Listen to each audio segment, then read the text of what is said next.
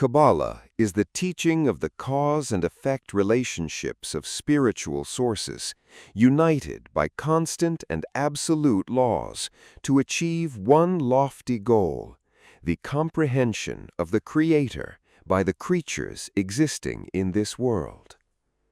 According to Kabbalah, all of humanity and every individual are obligated to reach this supreme point of understanding the purpose and program of creation in its entirety.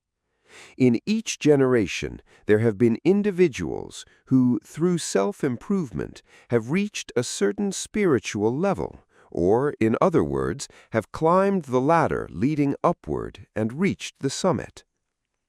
Any material object, from microparticles to the macrocosm, and its actions are governed by spiritual forces that permeate our entire universe, lying, as it were, on a grid woven from these forces.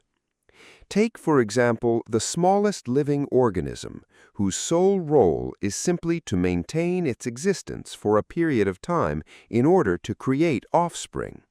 How many forces and complex systems operate within it, and how many have yet to be discerned by the human eye and experience?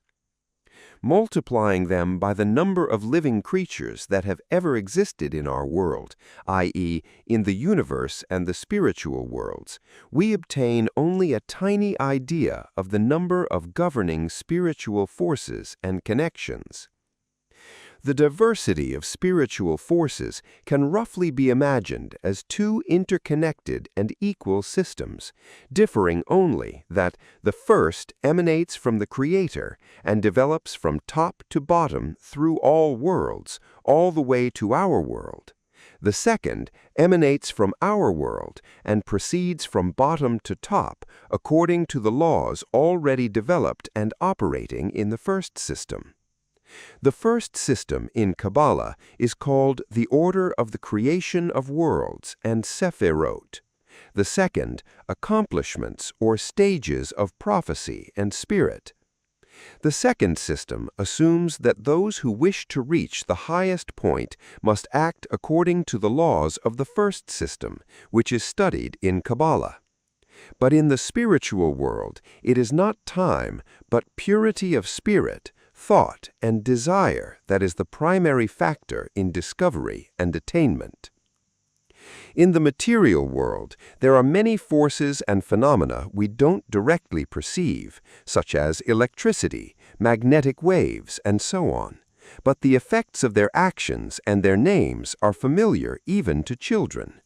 And although our knowledge of electricity, for example, is limited, we have learned to use this phenomenon for our own purposes and call it by its name, as naturally as we call bread, bread, or sugar, sugar.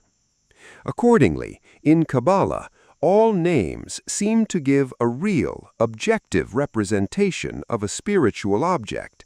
But if we think about it, just as we have no concept of spiritual objects, or even of the Creator Himself, we equally lack a true concept of any object, even one we can sense with our hands.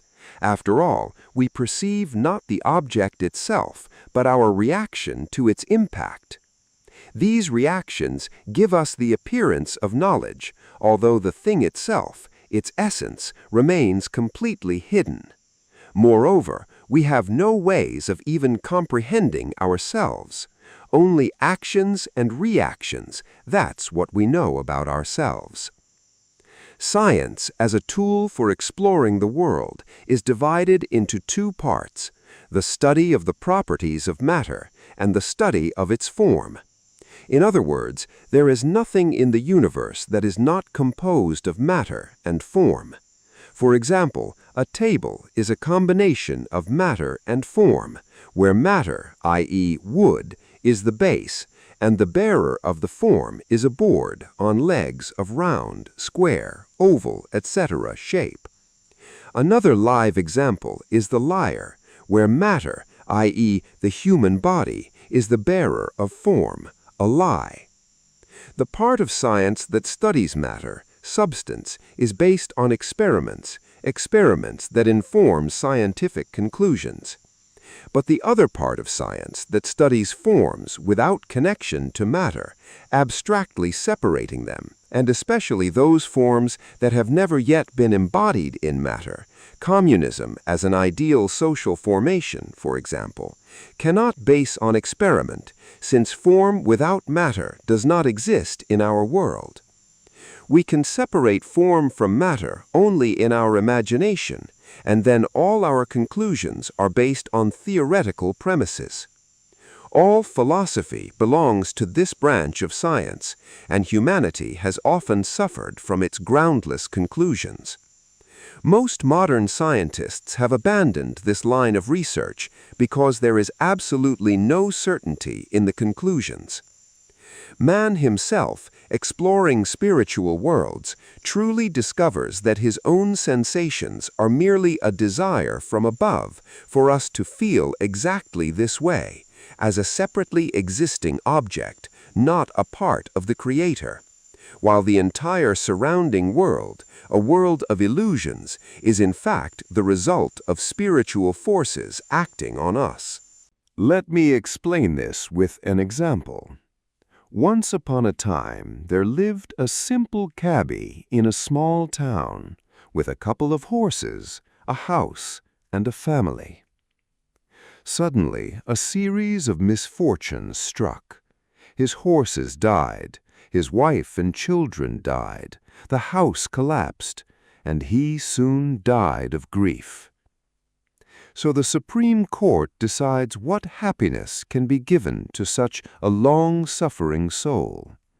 They decide to grant him the sensation of being alive, with his family, his home, good horses, and a contented work and life. These sensations are perceived, just as a dream sometimes seems real, because only sensations create a picture of the surrounding world. How can one distinguish illusions from reality?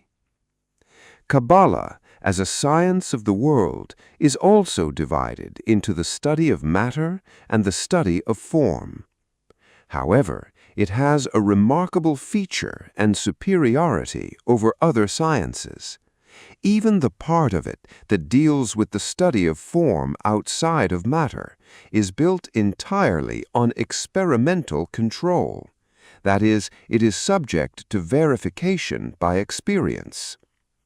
A Kabbalist, having ascended to the spiritual level of the object being studied, himself acquires its properties, and thus experiences a complete understanding of it, and practically operates with various forms even before their material embodiment, observing our own illusions as if from the outside. Kabbalah, like any science, uses specific terminology and symbols to describe objects and actions. A spiritual force, a world, or Sephirot is called by the name given to the object it governs in our world. And since any material object or force corresponds to a spiritual object or force that governs it, a completely precise correspondence is created between the name taken from the material world and its spiritual root, source. Therefore, only a Kabbalist who firmly understands the correspondence between spiritual forces and specific material objects can name a spiritual object. That is, one who has personally attained the spiritual level of this spiritual object, and therefore sees the consequences of its influence in our world. Kabbalists write books and convey knowledge using this language.